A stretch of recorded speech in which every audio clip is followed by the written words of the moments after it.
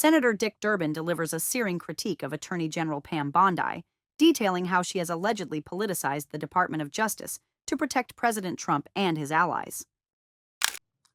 In February, you said the Epstein client list was, quote, sitting on my desk right now for review. 8 months later, you still haven't produced these files, and a credible whistleblower told my office that FBI agents were directed to flag any records in which President Trump was mentioned. The Department of Justice ordered the dismissal of corruption charges against the former New York City Mayor Eric Adams in a corrupt backroom deal to secure his cooperation with the president's immigration agenda. Acting U.S. Attorney Daniel Sassoon, a Republican appointed by President Trump, resigned in protest. Acting U.S. Attorney for the Eastern District of Virginia, Eric Siebert, a Republican appointed by President Trump, was forced to resign because he didn't believe there was sufficient evidence to indict New York Attorney General Letitia Adams or former FBI Director James Comey.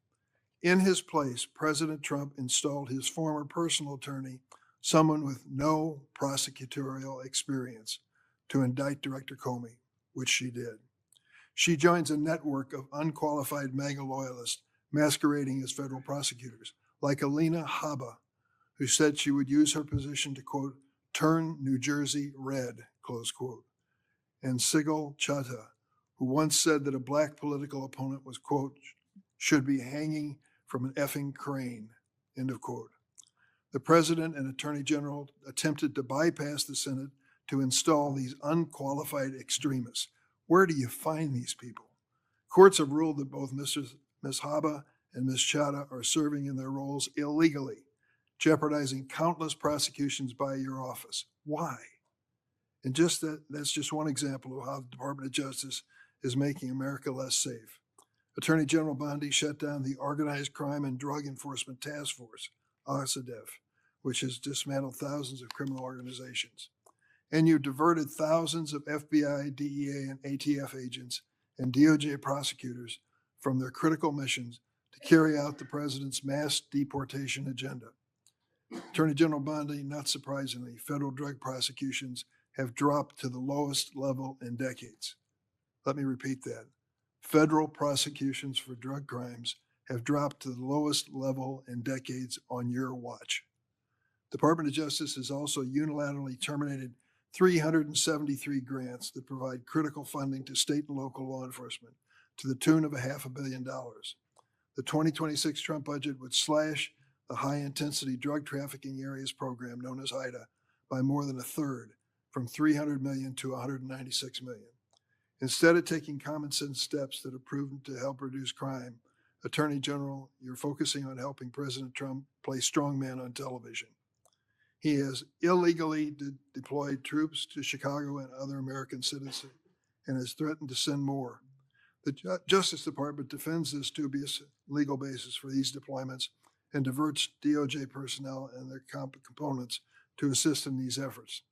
These deployments basically target Democratic-run cities and Democratic leaders, ignoring many Republican-led areas of our country with even higher crime rates, and making clear that this is for political theater, not public safety.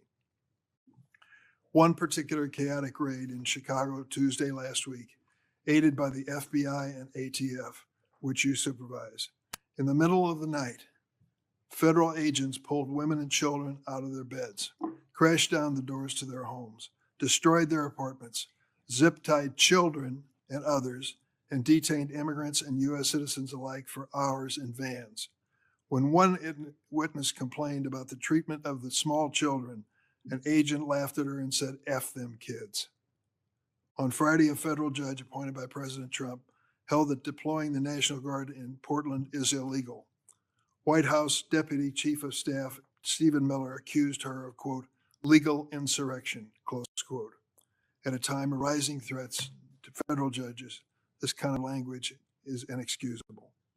Last week, the President and Secretary Hegseth summoned senior military officials to a political pep rally at Quantico, where the President said he wanted to use American cities as, quote, training grounds for our military.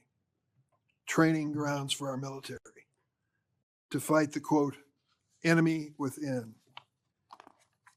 Chicago is not the enemy. Our fellow Americans are not the enemy. It is abhorrent for the president, who is supposed to represent all Americans regardless of political party, to describe anyone who disagrees with them in this manner. To my Republican colleagues who claim the previous administration weaponized the Department of Justice, President Biden retained President Trump's FBI Director Christopher Wray, who President Trump then fired. President Biden never directed the Attorney General to prosecute his political opponents. President Biden never fired his own political appointees for refusing to prosecute his targets. What has taken place since January 20th, 2025 would make even President Nixon recoil. This is your legacy, Attorney General Bondi. In 8 short months, you have fundamentally transformed the Justice Department and left an enormous stain in American history. It will take decades to recover.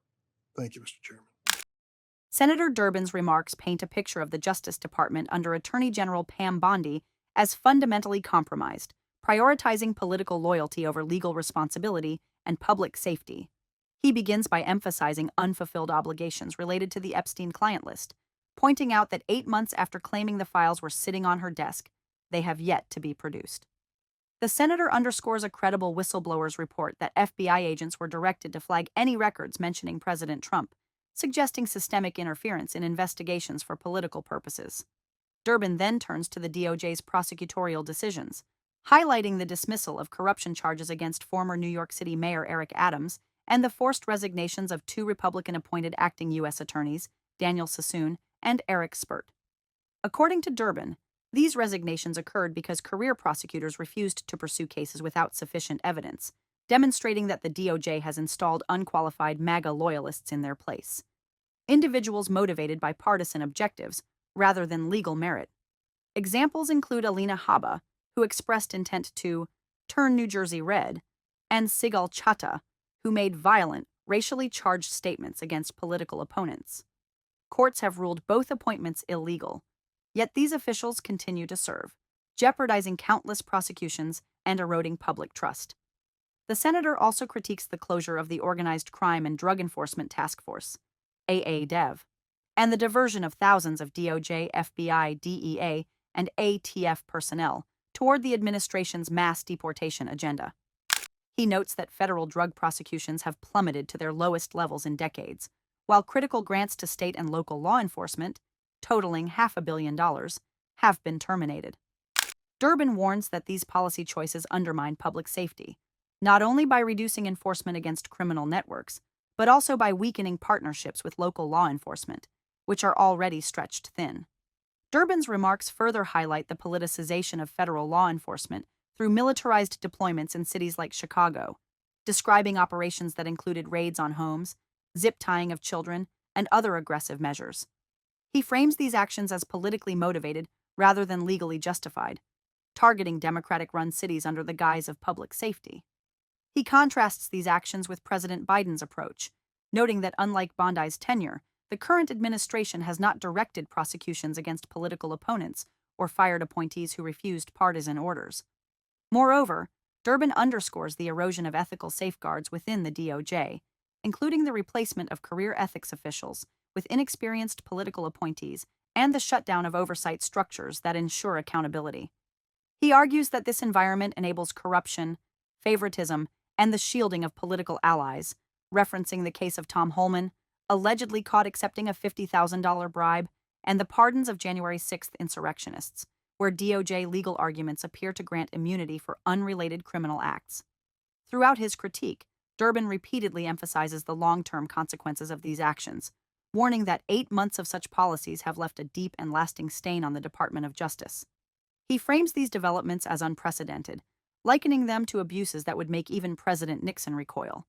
By combining detailed examples of personnel changes, legal interference, and misallocation of resources, Durbin conveys that the DOJ has been transformed into a tool of political power rather than a neutral enforcer of law. Ultimately, this exchange is a stark warning to the public about the dangers of politicizing law enforcement. Senator Durbin's commentary stresses that undermining career officials, diverting resources from core missions, and placing loyalists over qualified professionals erodes both justice and trust. He positions these actions as a profound threat to the integrity of federal law enforcement, public safety, and the rule of law, arguing that the consequences will be felt for decades to come.